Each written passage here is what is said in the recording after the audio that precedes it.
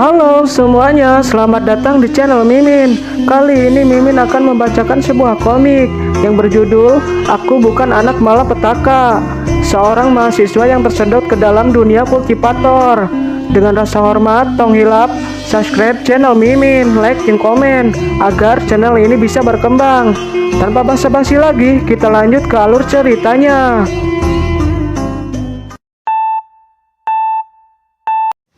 Di dalam asrama, Gukue berbaring istirahat. Ia bergumam, tanpa seorang guru, ia sama sekali tidak bisa mengikuti kompetisi. Ia harus memikirkan sebuah cara. Karena ada yang mengetuk pintu, Gukue terbangun. Ia mengira itu adalah penjahat. Karena lama dibukakan pintu, ia menghancurkan pintunya. Gukue bergerak cepat, ingin menghajar orang yang tidak diundang masuk ke asramanya. Gukue menghentikan serangannya. Ia kaget ternyata orang yang menghancurkan pintu adalah Putri Kingling. Gukue menanyakan tujuan gadis kecil datang ke sini. Putri Kingling marah karena dipanggil gadis kecil. Gukue juga marah karena malam-malam begini Kingling membuat keributan. Lalu Putri Kingling berbicara dengan riang gembiranya. Ia mengetahui bahwa Gukue adalah si pembawa peti mati. Apakah menurutmu jika kamu mengubah penampilan dengan ikat kepala itu, kamu bisa lepas dari pandangan putri ini? Gukue menegaskan, itu bukanlah sesuatu yang harus kamu ketahui. Sekarang kamu hanya bisa menghadapi kematian. Gukue menodongkan belatinya ke leher Putri Kingling. Putri Kingling terkejut, menyuruh Gukue untuk jangan main-main. Jika kamu membunuhku, tidak ada yang bisa menyelamatkanmu. Gukue bergumam. Ia hanya tidak ingin identitasnya diketahui, apalagi kalau ia membunuhnya akan dapat masalah. Lalu Gukue mengatakan, jika kamu tidak ingin mati, kamu harus bersumpah dengan darah atas nama dewa, dan jangan pernah mengungkapkan identitasku. Jika tidak, Putri Kingling bersumpah demi darah para dewa, jika aku mengungkapkan identitasmu, para dewa akan menghancurkanku. Pada akhirnya, Gukue pun menurunkan belatinya. Ia menyuruh Putri Kingling untuk jangan menangis. Itu sangat merepotkan di masa depan. Kamu baru saja menghancurkan pintu kamarku dengan paksa, jadi kamu harus memperbaikinya. Putri Kingling celingak-celinguk. Ia tidak mengetahui bagaimana cara memperbaikinya. Tiba-tiba di luar ada yang memanggil nama Gukue. Apakah kamu di dalam? Itu suara King Yichai, ucap Putri Kingling. Gukue menarik Putri Kingling untuk bersembunyi. Kalau orang lain tahu kalau dia ada di sini, akademi akan geger. Cepat bersembunyilah di toilet. Putri Kingling berkata, ini sangat bau. Gukue menanyakan siapa di luar. Seorang wanita yang datang dan memperkenalkan dirinya kalau dia adalah King Yichai. Ia sangat khawatir melihat teman sekelasnya telah terluka karena serangan dari guru Su. Jadi ia datang ke sini membawa secangkir sup naga biru, berharap itu bisa menyembuhkan lukanya. Gukue mengambilnya lalu meminumnya. Putri Kingling memperhatikannya di balik celah pintu. Ia sangat kesal dan mengepalkan tangannya karena cemburu. Jika ia tahu kalau dia orangnya seperti itu, mungkin dia juga akan menggodanya. King Yichai duduk di kasur. Ia mulai menggoda Gukue. Kamu pasti merasakan panas sekarang. Apakah kamu mau bermain bersamaku? Tidak mau. Kalau mau, ayo kita lakukan. Tidak mau. Tunggu. King Yichai sangat terkejut karena ia menolaknya. Dengan santainya, Gukue memutar-mutar cangkir itu. Maaf, aku mengecewakanmu. Meski fisikku sedang dalam keadaan lemah, tapi aku masih bisa menahan segala jenis racun. Gukue berbisik, aku telah menerima rasa kekhawatiranmu. Sekarang kamu bisa pergi. Murid Gukue, apakah kamu sudah tertidur? Ada seseorang lagi yang datang. Itu suara Guru Su. Kenapa dia ada di sini juga? Ucap Gukue. King Yichai bergumam sambil memegang tangan Gukue. Dia datang tepat waktu. Murid Gukue, aku membuat kesalahan tadi siang. Apakah kamu baik-baik saja? Waduh. King Yichai mendorong tangan Gukue ke anunya. dan berteriak meminta tolong. Guru Su melongok. Gukue panik. Guru Su sangat marah. Gukue, aku tidak berharap kamu akan melakukan hal kotor seperti ini. Gukue berteriak. Ia mengelak. Ini tidak seperti yang ia pikirkan. Dengarkan penjelasanku. King Yichai pura-pura menangis dan meminta tolong. Lengan kanan Guru Su mendarat di pipi Gukue. Gukue membeku. Lalu ia marah kepada Guru Su. Guru, apakah kamu punya otak? Dia orang yang kuat dan tingkat kultivasinya berada di tengah perubahan ekstrim. Bisakah aku memaksanya? Giliran Guru Su yang membeku. Kamu lancang. Gukue, ada lagi orang yang datang. Apa yang kamu lakukan pada King Yichai? Ucap Ouyang Jin. Guru Luo Feng juga terkejut. Bukan hanya ada King Yichai di sini, tapi Guru Su juga ada di sana. Ia bergumam, dasar rubah. Aku selalu mendekatimu, tapi lihat sekarang, kamu malah berani menggoda Gukue di kamarnya. King Yichai berlutut, sambil menyodorkan sebuah gelas dengan aktingnya. Tujuan dia hanya ingin melihat keadaan Gukue. Tanpa diduga, dia benar-benar memasukkan ramuan cinta untuk melecehkanku. Ouyang Jin memeriksanya, bahwa ini benar-benar ramuan cinta. Buktinya sudah ada, apalagi yang bisa kau katakan? Gukue hanya bersikap santai dan menyilangkan kedua tangannya. Karena kalian satu kelompok, maka aku tidak punya apa-apa untuk dikatakan. Guru Luo Feng memutuskan akan mengeluarkan Gukue dari akademi. Sedari tadi, Putri Qingling yang menyaksikan kebenarannya, ia sudah tidak tahan melihat akting King Yichai. Wanita jahat, aku akan memberimu kematian. King Yichai terkejut. Mereka berdua juga sama terkejutnya. Guru Su bergerak cepat, menghentikan tusukan pedang milik Putri Qingling, dan menanyakan bagaimana Putri ada di sini. Putri Qingling menegaskan untuk jangan memperdulikannya. Cangkir itu dibawa oleh wanita itu. Dia juga berinisiatif untuk merayu Gukue. King Yichai berusaha meminta perlindungan dari Ouyang Jin. Ouyang Jin menepuk jidatnya. Bagaimana bisa Tuan Putri berada di sini? Kita tidak bisa menyinggung perasaannya. Demi menyelamatkan dirinya dan karena tidak mau disalahkan, Ouyang Jin terpaksa mengkambing hitamkan King Yichai. Dasar memalukan. Aku telah bersalah berteman dengan orang sepertimu. Guru Luo Feng menyimpulkan kalau masalahnya sudah berakhir dan mengajak mereka untuk pergi. Sambil pergi, ia bergumam, anak ini sangat beruntung. Aku hanya bisa menemukan kesempatan untuk membunuhnya lain kali. Gukue di belakang cengengesan. King Yichai juga mengikutinya dari belakang. Gukue memegang kepalanya. Benar-benar adegan yang lucu. Dengan bangganya, Putri Qingling menyombongkan dirinya. Karena berkat dirinya, masalahnya telah terselesaikan. Guru Su hanya terdiam. Karena telah mengetahui kejadian yang sebenarnya, Guru Su meminta maaf karena telah menamparnya. Namun, Gukue mempermainkan kata-katanya kalau ia tidak memaafkannya. Ia tidak bisa membiarkannya pergi begitu saja. Guru Su bertanya, lalu apa yang kamu mau dariku? Gukue menjawab sambil terus mendekatkan mukanya.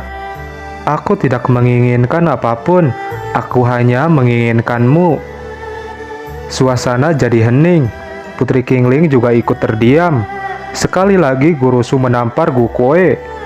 Apa yang kamu pikirkan? Bagaimana bisa kamu berpikir kotor tentang tubuhku? Sambil memegang pipi bekas tamparan itu, Gukue berkata, harusnya kamu mendengarkanku sampai selesai berbicara dulu. Maksudku, aku hanya ingin kamu menjadi guruku. Guru Su memalingkan mukanya karena malu. Kenapa kamu tidak berbicara dengan jelas tadi? Yang dilakukan Gukue hanya menggaruk pipinya menggunakan telunjuknya. Ia juga merasa canggung. Sambil memasang wajah memerah, Guru Su menyetujuinya sebagai permintaan maaf karena telah salah paham. Gukue pun bersorak gembira. Ia berjanji tidak akan mengecewakannya di masa depan nanti. Pagi pun telah tiba. Tiba-tiba, Yi Yong kembali dengan wajah babak belur. Gokue menanyakan, siapa yang membuatmu seperti ini? Yiyong menjawab, ini perbuatan Putri Qingling. Gokue ngamuk, menyingsingkan baju lengannya. Gadis kecil itu beraninya memukul saudaraku. Kenapa dia memukulmu? Sambil berpose aneh, Yiyong menjelaskan, aku tadi ingin mencarikanmu seorang wanita, lalu aku mencari anggur untuk merayakannya.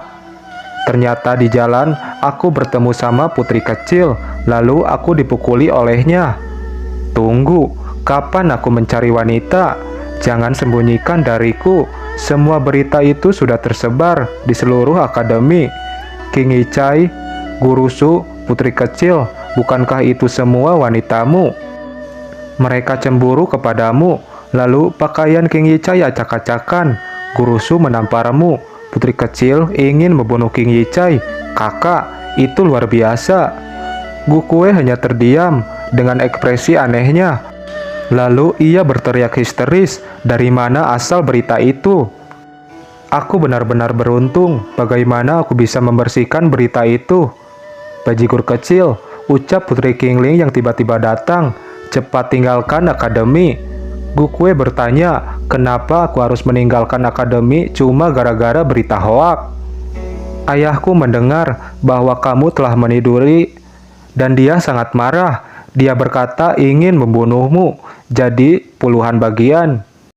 Dan dia sekarang sedang menuju kemari.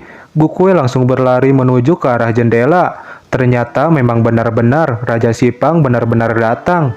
Putri Qingling menyuruh Gokue untuk bersembunyi di tempat dekan akademi. Yiyong dan Putri Qingling akan menahannya. Gokue menyuruhnya untuk jangan pergi. Mereka pergi begitu cepat, hanya dengan mereka berdua, mana mungkin bisa menghentikan Raja Sipang. Mereka pasti dalam bahaya. Muridku, kamu begitu cemas, ucap Ouyang Jing yang tiba-tiba muncul entah dari mana. Dengan wajah seriusnya, Gokue menyuruh Ouyang Jing untuk pergi. Ia tidak punya waktu untuk meladeni ocehanmu. Ingin aku pergi? Hahaha, bukankah menurutmu aku kebetulan lewat? Coba tebak, siapa yang menyebarkan berita tentangmu? Atau siapa juga yang memberitahu kepada Raja Sipang tentang berita itu? Gokue kehabisan kesabarannya. Ia mengeluarkan belatinya. Ternyata itu perbuatanmu. Sekarang aku memberimu dua pilihan. Pergi dari sini, atau kamu akan mati dengan tanganku. Ouyang Jing menantang. Gokue ada di sini. Dia akan membunuhku. Gokue mengejarnya sampai keluar asrama. Ouyang Jing bersembunyi di samping Raja Sipang. Raja Sipang berkata, ternyata kamu di situ, dasar binatang. Kamu tidak hanya bersembunyi di akademi, bahkan kamu juga berani melecehkan putriku. Gokue membela dirinya. Jangan dengarkan rumor itu. Ia menyuruh Raja Sipang untuk menyelidikinya terlebih dahulu. Karena diliputi amarah, Raja Sipang tanpa pikir panjang menekan Gokue. Ini adalah kekuatan dari ranah reinkarnasi. Gokue merasakan tekanan yang luar biasa. Putri Qingling berusaha menghentikan ayahnya untuk jangan membunuhnya. Putri Qingling memelas dengan wajah sedihnya. Dia melakukan apa yang seharusnya dilakukan oleh seorang suami. Dia tidak boleh mati. Murid-murid terbelalak mendengarnya. Ternyata rumor itu benar dan mereka melakukan itu. Gokue bergumam, untuk menyelamatkanku, putri kecil tidak ragu-ragu untuk berbohong di depan umum. Bahkan dia mengorbankan reputasinya. Raja Sipang tergugah dengan wajah sedih Putri Qingling. Bahkan dia tidak segan-segan menghempaskan putri tercintanya, dan dia tetap akan membunuh Gokue. Dengan secara tidak terduga, dekan akademi datang. Raja Sipang, jangan lupa, tidak ada yang diizinkan membunuh siswa di dalam akademi Sendu. Bahkan itu keluarga Dewa Kunomu. Gokue bernapas lega karena kedatangan dekan akademi. Raja Sipang masih tetap kekeh. Orang ini sangat berdosa, sehingga raja ini tidak bisa mengampuninya. Dekan akademi juga membela. Jika dia benar-benar bersalah seperti yang kamu bilang, dia harusnya dikurung di penjara daripada sekolah di sini. Tapi karena dia sudah menjadi murid di Akademi Sendoku, Jangan pernah sampai kamu menyakitinya. Raja Sipang juga sangat marah. Pria tua, aku sudah sangat sopan kepadamu. Jangan sampai melebihi batas. Mereka berdua mengeluarkan tekanan kekuatan mereka masing-masing. Kukue bergumam. Ini tidak bagus. Jika mereka berdua yang berada di ranah reinkarnasi bertarung, seluruh Akademi Sendu akan hancur. Tanah bergetar, petir menyambar di atas langit. Tiba-tiba Guru Su datang menghentikan mereka berdua. Putri Kingling menangis memeluk Guru Su. Guru, akhirnya kamu datang. Jangan menangis. Aku akan membiarkan semua orang melihat kebenarannya. Skill cermin bunga air bulan. Skill ini dapat merekam apa saja yang terjadi. Dan terpampang wajah Ouyang Jing. Ternyata dalang dibalik ini adalah Ouyang Jing. Gukue menegaskan, menyuruh Ouyang Jing untuk menjelaskan kepada semua orang. Ouyang Jing berlutut di hadapan Raja Sipang. Ia mengakui kesalahannya. Ia tidak berniat untuk menipu Raja Sipang. Mamam, Raja Sipang menggaplok muka Ouyang Jing. Keluarga Ouyang telah setia kepadaku dari generasi ke generasi. Kenapa kamu melakukan itu, bajigur? Raja Sipang menoleh kepada Gukue. Kamu benar-benar beruntung. Raja ini akan melepaskanmu untuk saat ini. Tapi jika kamu berani meninggalkan selangkah saja dari akademi, kamu pasti akan mati. Pada akhirnya, Raja Sipang beserta prajuritnya telah pergi. Dekan Akademi menyuruh Yiyong untuk datang ke tempatnya untuk menyembuhkan lukanya. Auto cuci mata tuh si Yiyong. Putri Kingling tersenyum gembira. Akhirnya masalahnya telah selesai. Wajah Gukue sangat pucat. Tubuhnya sempoyongan, lalu terjatuh. Gukue bangun dari komanya. Putri Kingling dan Guru Su merawatnya dan menemaninya. Guru Su bertanya, ada banyak energi dingin di tubuhmu. Itu menyebabkanmu tiba-tiba menjadi koma. Dari mana asalnya itu? Gukue menjawab, itu karena ia melatih skill Dewi Fu di Gunung Suci Daisue. Jika ia tidak melatih skill ini, ia tidak bisa membunuh orang-orang dari Gunung Salju. Guru Su sangat marah. Sembarangan sekali, itu adalah teknik yang hanya dikuasai oleh wanita. Kultivasi pria adalah yang, itu akan menyebabkan benturan energi yin dan yang, dan akhirnya itu akan meledak, lalu membuatmu mati. Putri kecil bertanya, apakah ada solusinya? Guru Su berpikir, sekarang dia hanya bisa menekan hawa dinginnya. Dia harus berlatih skill yin yang, tapi di mana tempat yang bagus untuk melatihnya? Skill Ren Huang Jing adalah skill tertinggi keluarga Dewa Kunoku. Aku bisa mengajari skill itu kepada bajigur kecil itu. Guru Su tersenyum. Hanya saja, Yin dan Yang itu bertentangan dan harus ada kombinasi di tengah-tengah agar harmonis. Tapi jangan khawatir, skill Jisoo Taoisku adalah skill yang dapat mengimbanginya. Aku akan mengajarkannya kepadanya. Skill itu, aku pikir kamu terlalu baik kepadanya, Guru. Bukankah kamu juga peduli kepadanya? Mereka berdua merasa canggung dan malu karena sikap perhatian mereka kepada Gukue. Di pedalaman hutan, Gukue sedang berlatih. Tangan kiri adalah Yang, tangan kanan adalah Yin, lalu didorong antara kombinasi Yin dan Yang untuk membentuk Chaos Truki. Gukue menghempaskan jurus itu kepada sebuah batu besar yang berada di depannya. Batu besar itu terbelah, tidak sampai situ. Efeknya sampai ke area belakang yang menghancurkan pohon-pohon. Setelah sebulan berlatih keras di pegunungan, akhirnya ia menguasainya. Tidak hanya kekuatan dinginku telah ditekan, basis kultivasiku juga naik drastis. Aku harus memberitahu Guru Su kabar baik ini. Guru Su sedang terlelap tidur di meja makan.